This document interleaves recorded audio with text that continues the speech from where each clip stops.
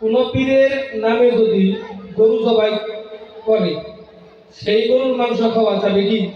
কোনো পীরের কোনো নবীর নামে কোনো অলির নামে যদি জবে করে সেটার মাংস হারাম, খাওয়া যাবে না। মুর্দা ওইটা মৃত, ওটা হারাম, খাওয়া যাবে না। পীরের নামের অর্থ আবার বুঝতে হবে। পীরের নামে মানে কি? এই নামের দুইটা অর্থ। একটা নামে হইল যে এইটার সোয়াব জানি আমার মা বাপ পায়, এইটার সোয়াব জানি আমার মা পায়, এইটা হইল মায়ের নামে। আর একটা হইল আমার মাকে সন্তুষ্ট করার জন্য কুরবানি করলাম। দ্বিতীয়টা যদি হয় মাকে সন্তুষ্ট করার জন্য, পীরকে সন্তুষ্ট করার জন্য, বা কোনো অলিকে সন্তুষ্ট করার জন্য, সেইটা মাংস খাওয়া যাবে না, হারাম। তবে নিয়তটা যদি এরকম হয়, এটা আমি কুরবানি দিতেছি যাতে এই কুরবানির সোয়াব আমার বাপে পায়, আমি কুরবানি দিতেছি যাতে এই কুরবানির সোয়াব আমার মায় পায়, এই কুরবানির সোয়াব আমার পীরে পায়, ওইটা কিন্তু অসুবিধা নেই। কথা বুঝে যাচ্ছে কি? নামে তো দুইটারই নামে কইরা কয় আমাদের। আল্লাহর নামে, আল্লাহর নামে মানে কি? আল্লাহর সন্তুষ্টির জন্য। দাদার নামে, দাদার নামে মানে কি? সুয়াব দাদারে দিবেন নিগে। কাজে এই নামে, নামের অর্থ বুঝতে হবে আবার। অর্থাৎ কোনো মানুষকে সন্তুষ্ট করার জন্য যদি আমল করা হয়, সেই আমলটা আল্লাহর কাছে গ্রহণযোগ্য হবে না, এটা কুরবানি হবে না, জবে হবে না, এটা মরা, মরা সাব্যস্ত হবে, এটার মাংস খাওয়া যাবে না। আর সওয়াব দিবার নিগা এটা তো ভালো, আমি গরু দিলাম সবাই, কেন নিগা? এর সওয়াব যাতে আমার বাপে পায়। আর এইটারেও আমাকে মানুষের নামে কয় কয় কয় না যে গরুটা বাবার নামে দিচ্ছি, আমি বাবার নামে একটা গরু আমি সবাই দিচ্ছি, কয় না? কিন্তু এই নামের সমস্যা নাই। আমাদের গ্রামে কিছু বাড়িতে জলসা হয় এবং জলসার মাধ্যমে ইয়া নবী সালাম আলাইকা পড়া হয় এবং দাঁড়িয়ে কিয়াম করা হয়, জিকির করা হয়। এইভাবে জিকির করা জায়েজ আছে কি না? দেখেন, জিকিরের কিছু আদব কায়দা আছে। তো আপনি বৈশা সুন্দর আদবের সাথে জিকির করবেন, দাঁড়াইয়া জিকির করাটা পছন্দনীয় না। এটার আমরা কুফুর শিরিক কই নাই যে কাফির হবে, মুশরিক হবে বা একবার ধর্ম নষ্ট হবে, তা না। এটা আদবের খেলা। সবটা কাজের একটা আদব নীতি নিয়ম আছে না? আপনি বৈশা বৈশা জিকির করেন আল্লাহ আল্লাহ আল্লাহ, আপনি যদি লাফালাফি পাইরা জিকির করেন, যদি আপনি খাড়াইয়া খাড়াইয়া জিকির করেন, এটা আদবের খেলা, এটা আদব শিষ্টাচারের খেলা। এটা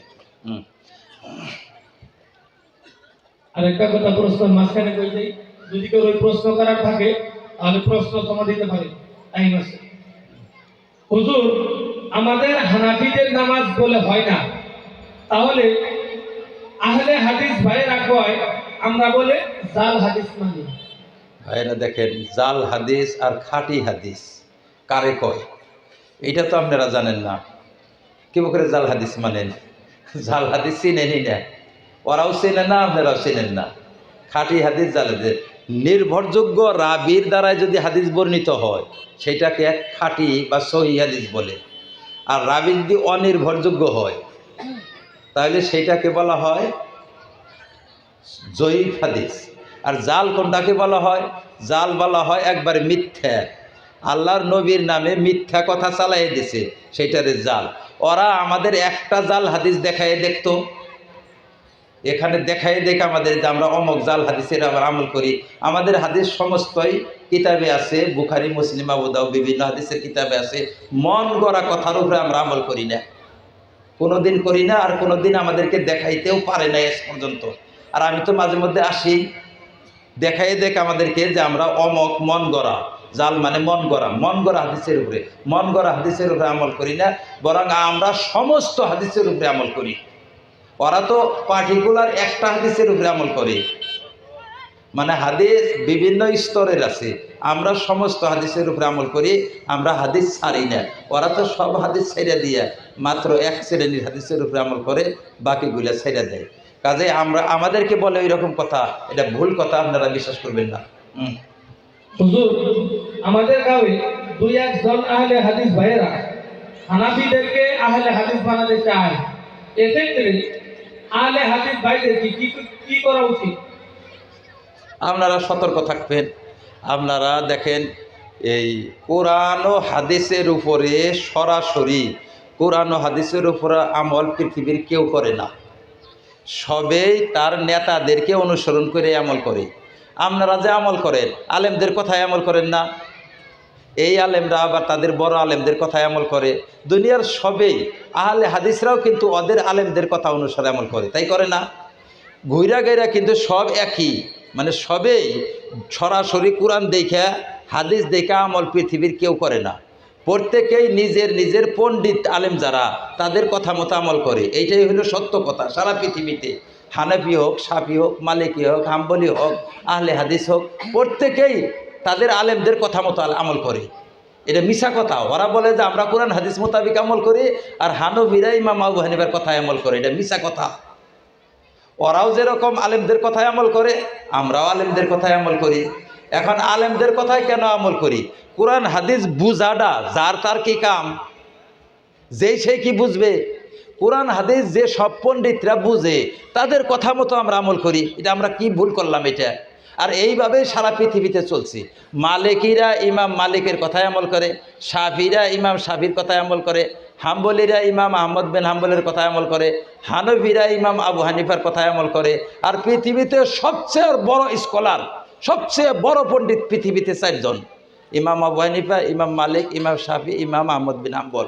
এই 4 জনের বাদ দিয়ে অন্য কোনো আলেমের কথায় ওরা আমল করে। তাহলে ওরা কি আমাদের সে উপর দেখে তাছে না তল দিয়ে? হ্যাঁ, কোরআন হাদিস দেখে তো ওরাও করে না, আমরাও করি না। কোরআন হাদিসের ব্যাখ্যা যারা করে তাদের কথা অনুসারে আমল করি। আমরা ইমাম আবু হানিফার ব্যাখ্যা অনুসারে করি, ইমাম মালিকিরা ইমাম মালিকের ব্যাখ্যা অনুসারে, শাফিরা ইমাম শাফির ব্যাখ্যা অনুসারে, হাম্বলিরা ইমাম আহমদ বিন হাম্বলের ব্যাখ্যার অনুসারে। আর আপনারা জিজ্ঞাসা করবেন ওদেরকে, পৃথিবীর মধ্যে সবচেয়ে বড় পণ্ডিত, ইসলামের বড় পণ্ডিত কারা, বড় ইমাম কারা? ওরাও বলবে, আমরাও বলবো যে পৃথিবীর বুকে সবচেয়ে বড় ইমাম হইল ইমাম আবু হানিফা। বুঝাইছে কথা? এত বড় ইমাম, যাকে সারা পৃথিবী ইমাম মানছে, সেই ইমামের কথা অনুসারে আমরা আমল করি। কাজে আমরা 1 নম্বরে আছি আল্লাহর রহমতে। আমরা 1 নম্বরে, মালিকিরা 2 নম্বরে, শাফিরা 3 নম্বরে, হাম্বলিরা 4 নম্বরে, তারপরে অগ নম্বর। 4 জন তো বড় বড় গেল, 4 জন বড় বড় গেল, তারপরে ছোট ছোট মানুষের কথায় আমল করে ওরা তো 5 নম্বরে পড়লো না? আমি কি অন্যায় কথা বললাম? নিয়মের কথা। আমাদের গ্রামে বড় আলিম আছে 4 জন, আর ছোট ছোট আলিম মেলা আছে। এই 4 জনের কথায় আমরা 1 শ্রেণী আমল করি, আর 1 শ্রেণী এই 4 জন বাদ দিয়ে আরেক জনের কথায় আমল করে। তাহলে ওই 4 জনের চেয়ে ছোট হইলো না? নাই, ছোট হইলো। এটা আসল কথা এইটাই। কিন্তু ওরা তা বলে না, না বইলা করে কি? ওরা বলে এই ধরনের, হানফিরা ইমাম আবু হানিফার কথায় আমল করে, আমরা কোরআন হাদিস অনুসারে আমল করে। কথাটা মিথ্যা কথা। ওরা জামাল উদ্দিনের কথায় আমল করে। আমরা ইমাম আবু হানিফার কথায় আমল করি, ওরা জামাল উদ্দিনের কথায় আমল করে। ওরা মনোয়ারের কথায় আমল করে, ওরা এই যে মিজানুরের কথায় আমল করে। কোকিলা মিজানুর, আর এইদিকে জামাল উদ্দিন আসাল যে। হ্যাঁ জি হুজুর, আমরা তো আম মানুষ। আগে আমরা দেখতাম একটা তাবলিগ জামাত চলতো, বর্তমান সময়ে 2টা তাবলিগ জামাত, একটা আলিমি সরা আর একটা আগে যেটা সিলসিলা চলতো সেটা। 2 ভাগের মধ্যে কোন ভাগটা হক? আলেম ওলামাদের নির্দেশনা নিয়ে যারা চলে, আলেমের সাথে চলে, দিনের সব কাজ আপনার আলেমদের সাথে করবেন, আলেমদের নির্দেশনা নিয়ে করবেন, আলেমদের ফতোয়া নিয়ে করবেন। আলেমদের নির্দেশনা অনুসারে যে কাজ চলবে সেটাই শুদ্ধ। আলেমদের থেকে যে ফাঁকে থাকবে যারা, তারাই অশুদ্ধ। 2 দলের মধ্যে দেখবেন কোন দলে আলেমদেরকে মানে আর কোন দল আলেমদেরকে মানে না। যারা আলেমদেরকে মানে, আলেমদের সাথে থাকে, তারা হক। আর যারা আলেমদের থেকে দূরে থাকে, আলেম দেখবার পারে না, আলেম বিদ্বেষী, তারা না হক। এখন আপনারা বের করে নেবেন এটা। যারা গেটের ওই জায়গায় আছে, দাঁড়াই না থেকে সামনে জায়গা ছিটায় বহু। হুজুর, কবরে মাটি দিতে কি দোয়া পড়িতে হয়? আমরা যেটা পড়ি ওইটা নাকি বিশুদ্ধ নয়। তাহলে বিশুদ্ধ কোনটা? কোনটা বিশুদ্ধ লেখছে? লেখে নাই। দেখেন, একটা হাদিসে আসছে, আল্লাহর রাসূল সাল্লাল্লাহু আলাইহি সাল্লাম তার মেয়েকে যখন কবরে মাটি দেন, তার মেয়ের কবরে মাটি দেন, তখন তিনি পড়ছিলেন মিনহা খালাকনাকুম অফিহা নুঈদুকুম অমিনহা নুখরিজুকুম তারাতান উখরা। এইভাবে 3 চল্লু মাটি দিচ্ছেন। সেখান থেকে আমরা এটা আমল করি। এই হাদিসটা কিতাবে আছে, হাদিসের কিতাবে আছে, মুসনাদে ইমাম আহমদের মধ্যে আছে। এই হাদিসটা অনুসারে আমরা আমল করি। এর চেয়ে শুদ্ধ দোয়া যদি থাকে তাহলে কও তোমরা হেডা কোনটা? আর শুদ্ধ হাদিস এটা শুদ্ধ না, আল্লাহর রাসূলের দোয়া অশুদ্ধ হইতে পারে না। কাজে শুদ্ধ দোয়া এটা আপনারা পড়তে পারেন, কোনো অসুবিধা নেই। এখন দেখেন ওরা যুক্তি দেয়, কয় যে মিনা খালাকনাকুম, এই মাটি দিয়ে তোমারে আমি সৃষ্টি করছি, অফিহা নুঈদুকুম, এই মাটির মধ্যেই তোমাকে আবার ফিরা রাখমু, অমিনহা নুখরিজুকুম তারাতান উখরা, এই মাটি থেকেই তোমারে উঠামু। এটা আল্লাহ তাআলার বাণী, বুঝছেন কি? কোরআনের একটা আয়াত। আর হুজুর এই আয়াতটা পইরা মাটি দিছিলেন, হুজুর মাটি দিছিলেন দেখে আমার মাটি দেই। এটা কিন্তু কোরআনের একটা আয়াত। আল্লাহ তাআলা বলছেন যে এই মাটি থেকে মানুষ তোমাদেরকে আমি সৃষ্টি করছি, এই মাটিতেই আবার তোমাদেরকে ঘুরাইয়া নিমো, থমো, আবার এই মাটি থেকে উঠামো। ওরা কয় কয় যে তুমি সৃষ্টি করছো এই মাটি দিয়া, তুমি যে কইতেছ আবার এই মাটিতে থুবা, তুমি থুবা, তুমি আবার মাটির থেকে উঠাবা, তুমি তো ক্ষুধা হইয়া গেলা তাইলে, ওই জন্য না যাই সেটা কর। আপনি যখন পড়েন তখন কি এই অর্থ নিয়ে পড়েন যে আমি বানাইছি? আমাদের অন্তরে থাকে যে এটা আল্লাহর কথা, এটা আল্লাহর কথা আমরা পড়তাছি। যদি এটা পড়া না চলে তাহলে তো কোরআনও পড়ান যাব না, কারণ কোরআনের মধ্যে তো আছে ওইরকম, আছে না? ইন্নী আনাল্লাহ, আমি আল্লাহ, কোরআনের মধ্যে এক আয়াতে আছে আমি আল্লাহ। তাহলে আল্লাহ যে কইছে আমি আল্লাহ, যখন আপনি পড়বেন তখন তো আপনি এইটাই তো পড়বেন। কি পড়বেন? আমি আল্লাহ, এটা পড়বেন না, তাহলে তো কোরআনও পড়ান যাব না। দেখছেন নি যুক্তি? ওরা যুক্তি দেয় যে তুমি সৃষ্টি করছো নাকি, তুমি যে কও এটা আল্লাহ কইছে, আল্লাহ সৃষ্টি করছো, এই জন্য আল্লাহ কইছে, তুমি কও কা? বলে আমি কই আল্লাহর রাসূল কইছিলেন, আল্লাহর রাসূল শিখাইছেন, সেই জন্য।